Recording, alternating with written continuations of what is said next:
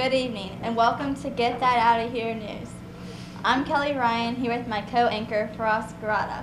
As always, we're here with the latest news from the American South. Our top story for this evening is causing quite a stir with the entire American population. Faraz, why don't you give us some more information on this topic? Okay, Kelly. This commotion throughout the American South has been caused by a newly published book written by Harriet Beecher Stowe called Uncle Tom's Cabin. So the first thing I'm personally going to say after researching some information about this novel is get that out of here. I completely agree, Frost. I completely agree.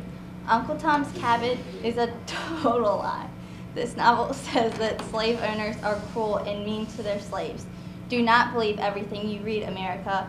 This book holds no truths, and it portrays the exact opposite of how slavery really is in the American South.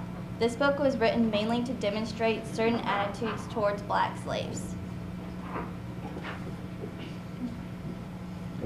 To understand how ridiculous this book is, we should first look at slavery from the slave's point of view. First of all, slave owners tried as hard as possible to keep slaves with their own families. This automatically created a happier environment for the slaves.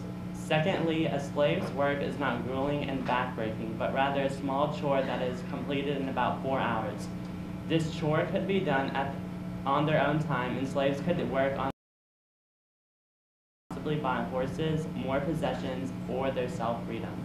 An African who was a slave in America is much better off in the South than living in Africa. Their homes are more stable, they are able to make more money, and they are given more food. Another way to look at slavery is through the eyes of the slaveholder. One tidbit that you might know is that all slaveholders like trading slaves. The owners view slavery and self-trading as two completely different things. These owners realize how vital slavery is to the economy, and did you know that some slave owners also work in the fields with their slaves? Since they could choose what chores they wanted to do and when they wanted to do it, that the slaves are INDEPENDENT, and slave owners, do you know what that means? Wow.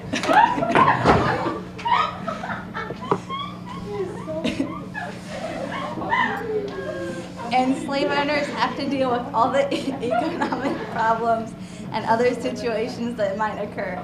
That puts a lot of pressure on them and their families. Slave owners aren't the only people who have their opinions on slavery. That's right. For example, our third president, Thomas Jefferson, was horrified when he visited the Paris slums. He said that the situations there were nothing compared to any slave plantation in the South. He said that at least the slaves in the South were healthy because children in Europe were dying from various diseases every day. Everyone knows how important slaves are, even everyday ship workers.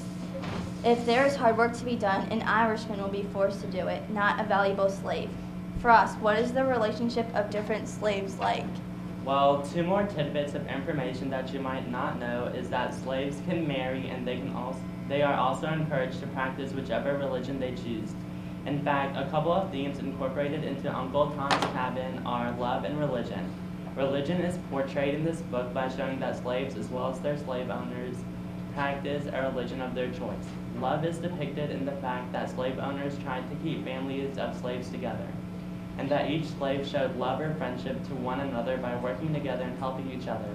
Slavery is also located in the Bible. Jesus himself said that slavery was legitimate, and slavery was practiced in the Bible by the Egyptians. Slavery is also full of mercy, since the more work you do as a slave, the more mercy and respect you receive from the slave owner. In conclusion, slavery is very necessary to this time period. America's economic system depends on slavery, and without it, we would never be the great country that we are today. As you can see, Uncle Tom's Cabin does not show the true life of slaves, and slaves aren't treated as badly as the novel says. Well, we're all out of time for this news broadcast, but I'm Faraz Garada. And I'm Kelly Ryan. With Southern Broadcasting Company News, wishing you all a very good evening.